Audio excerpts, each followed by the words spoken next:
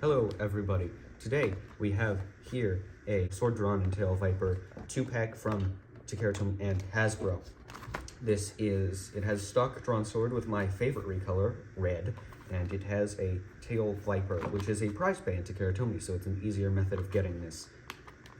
I'm going to go over SwordDran first. So, going over the bit first, we have flat. It's a little bit crazy, but that aggression wins you some battles. 360, my favorite ratchet.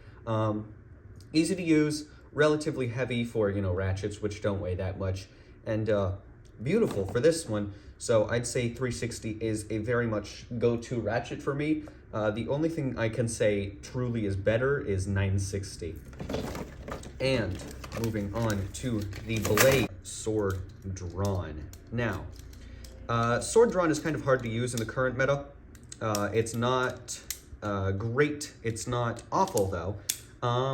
I'd say it's probably mid-B tier when it's mint like this. It does get worn down rather fast, though, so it does lose some value as it gets worn down.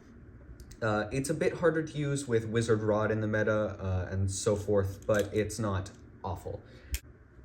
Now, TailViper's bit is Orb. Orb is a great bit. It has high stamina. It does have low burst resistance, which I will get to in a second, but it is really easy to use, has high stamina, pretty good. There's nothing bad about it that I can say, other than it does topple over. Moving on, we have the Ratchet, which is 580. 580 is a really good ratchet. It's tall, so it's not as good as 560, but it does make it heavier, which is something that you always want for stamina types in Beyblade X. It is a beautiful ratchet with the, opaque green and this beautiful orange. Really good. And we will move on to the blade, which is TailViper. TailViper is a good attack type blade. Now, the packaging will say that it's a stamina type blade. It's wrong. You see these notches right here, these sharp contact points, make it very good for attack, as well as this part right here. It digs into things. Its, quote unquote gimmick is that, oh, it'll drain down the stamina when you have another bay like this and they're clashing together. This tooth will push down on the stamina. That's not real, not true. And if you are looking for the bay code, here it is again for TailViper. Everyone, I wanted to go more in depth about how ratchets work and bits work in togetherness in Beyblade X.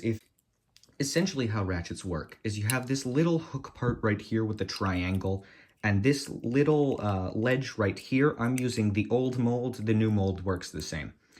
But essentially this hook goes over the ledge so that this part will not fall off no matter how hard you flick it. However, when it's twisted and burst, it's no longer over the ledge, therefore it can go flying out. Now, the way that ratchet resistance works is essentially this little tab right here and this little nub right here work in a relationship. And that essentially, this little white tab has this little white tab right here, and it pushes on one of these two holes in either unlocked or locked mode. Now, because it pushes on it, it puts more pressure, therefore it's harder to lock or unlock. However, if you have a low resistance bit, it does not have that thick part of the shaft to engage with this hard pressure unlock part, making it much easier to lock and unlock. But essentially, that is how bits and ratchets work together in Beyblade X to create a functioning burst resistance system. We'll get into the first battle in the Hasbro Extreme Stadium, launching Viper Tail first because it has more stamina.